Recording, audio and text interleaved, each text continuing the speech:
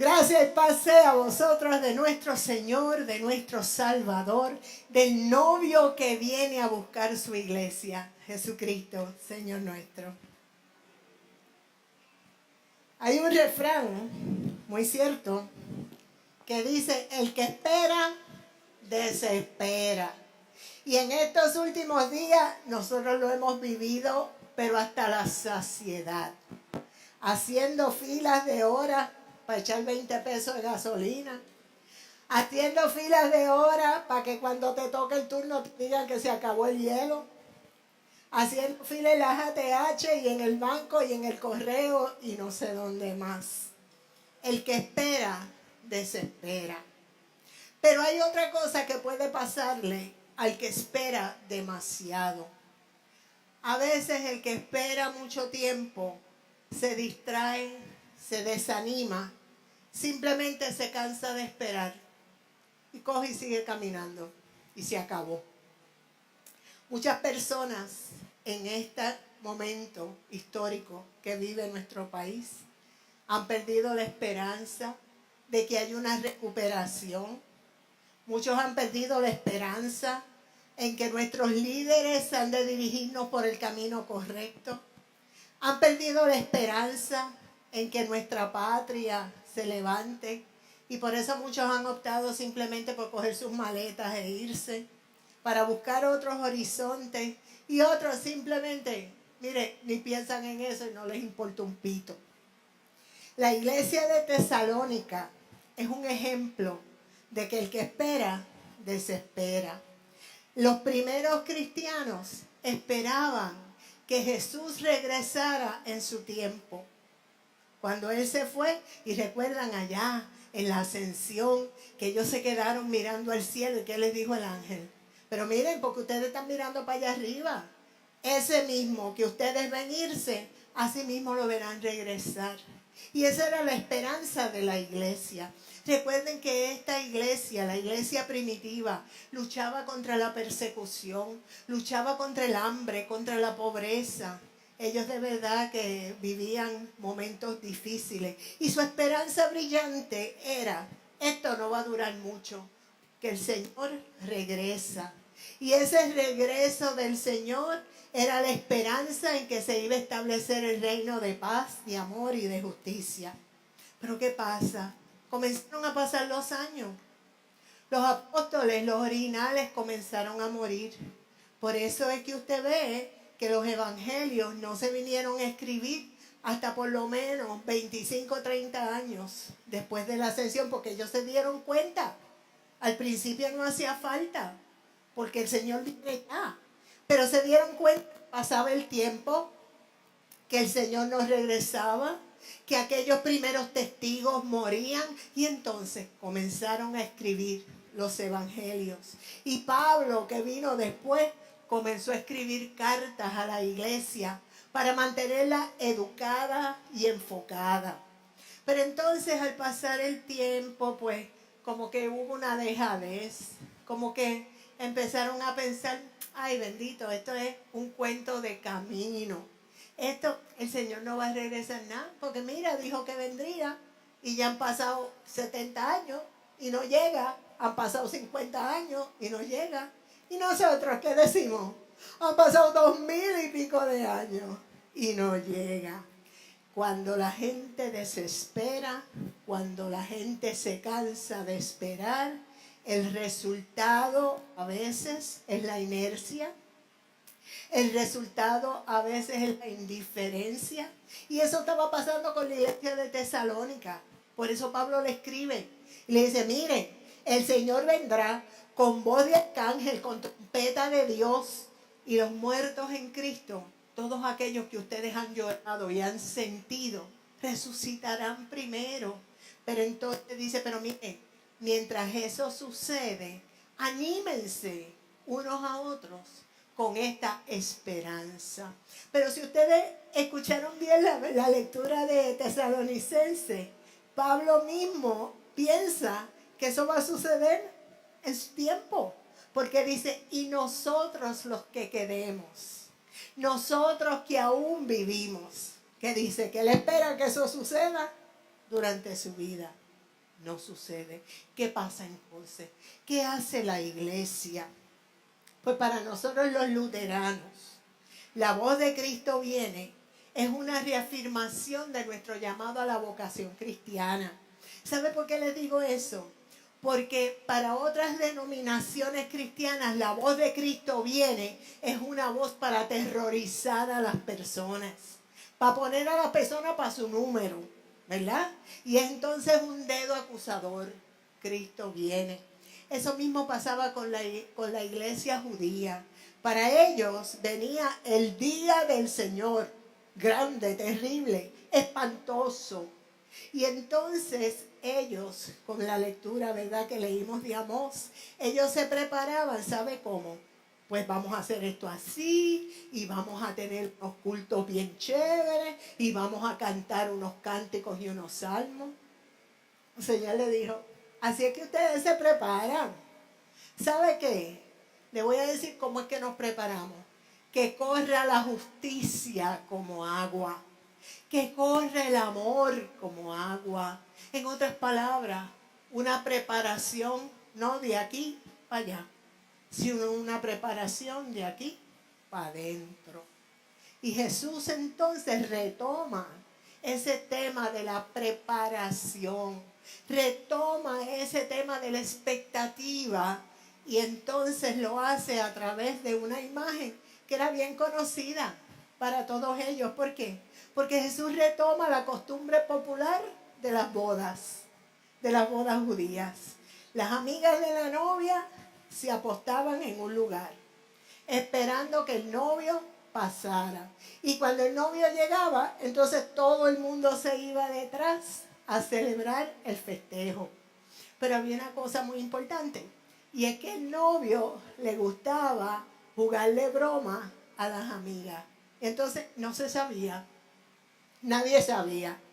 Por lo tanto, dice Jesús, las amigas que fueron sabias llevaron su lamparita, tenían aceite, porque ellas no saben si esto va a ser ahora, o va a ser dentro de 3 horas, o va a ser durante 6 horas, no sabemos, estamos preparados. Y Jesús dice, hay que vigilar, hay que tener aceite en la lámpara. Y ese es el llamado que le hace el Señor a la iglesia a través de todos los siglos. Mira, no estés ahí temblando pensando que, ay Dios mío, la segunda venida y yo no estoy preparado. Pues espérate, déjame hacer buenas obras para estar chévere con el Señor. No, eso no es. O como los tesalonicenses que dijeron, olvídate, ese es un cuento. Vete hasta de capota, no importa. Si esto nunca va a suceder, no, tampoco. ¿Cómo es que la iglesia hoy ve la segunda venida? La vemos, ¿sabe cómo? La culminación de nuestra fe. Ahí es que se establece el reino de paz, amor y justicia. Pero ¿cómo esperamos? Ese es el secreto. Esperamos lámparas encendidas y con mucho aceite en nuestra lámpara. Esta preparación tiene que ser constante, porque en el camino nuestra lámpara va a servir para iluminar el camino de otros. Yo pienso que la iglesia de nuestro tiempo necesita mucho escuchar este mensaje. El mensaje de la preparación, el mensaje del aceite ardiendo, el aceite de la fe, el aceite del amor, el aceite del compromiso. Pero a veces, lamentablemente, como la iglesia de Tesalónica, la iglesia de hoy se descuida y dice, eso, ¿qué importa? ¿Qué más da? Y por eso es que nosotros vemos cosas inconcebibles. Por ejemplo, a veces mientras se predica el evangelio, hay gente que está conversando con el vecino. Hay gente que está metida en el celular, texteando. ¿Y sabe qué quiere decir eso? Eso quiere decir que en ese momento tú estás despreciando y estás ninguneando el mensaje poderoso del evangelio. Otras personas, mientras se canta la liturgia, están mirando para aquí, están mirando para allá, están haciendo todo menos abrir la boca y dejar que ese aceite de la adoración llene tu corazón. Pero hay otra cosa más. En esta crisis que nosotros estamos viviendo, ¿cuántas personas se ocupan simple y sencillamente de yo coger mi planta para tener el aire acondicionado toda la noche? Y el pobre vecino que es alérgico y está tosiendo y está dándose terapia 3 veces al día. Nosotros tenemos luz, nosotros tenemos agua, nos olvidamos de que existe Utuado, que existe Lares, que existe Las Marías. Eso significa que yo permito que el aceite de mi lámpara escasee. Pero cuando tú te das cuenta, cuando tú te enfrentas en ese poder sagrado y enorme, que es el Evangelio, Cristo vino, dio su vida, nos salvó, nos limpió, nos compró y vendrá de nuevo a buscar su iglesia.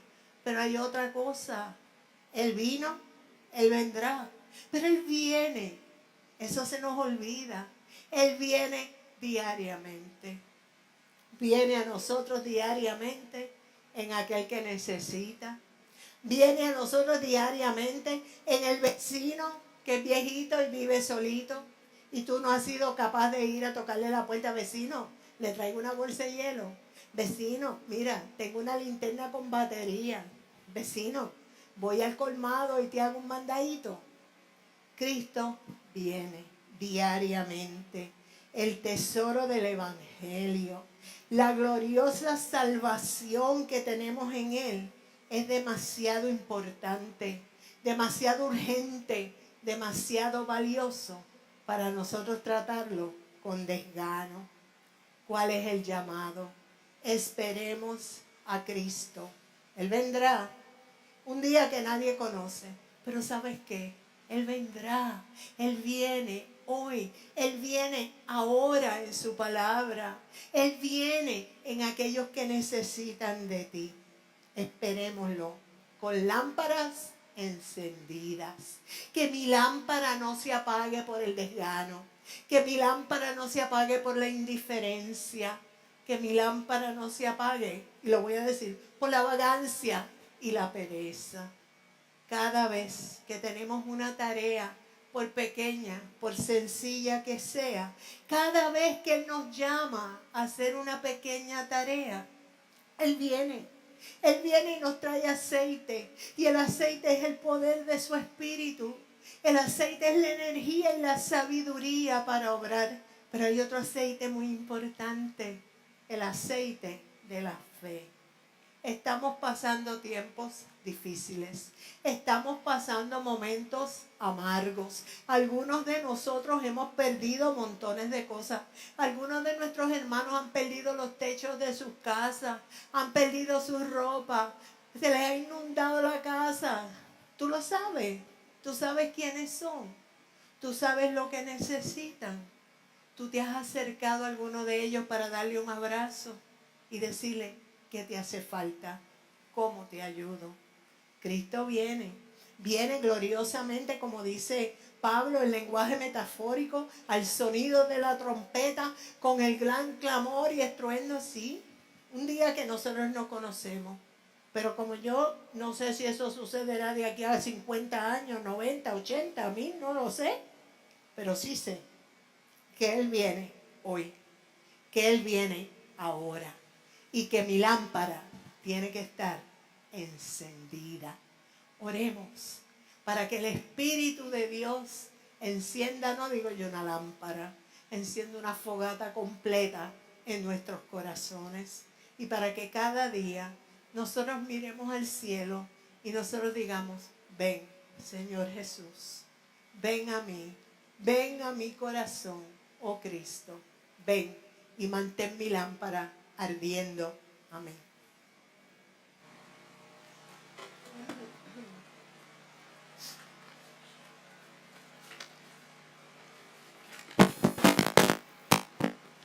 El himno del día 261.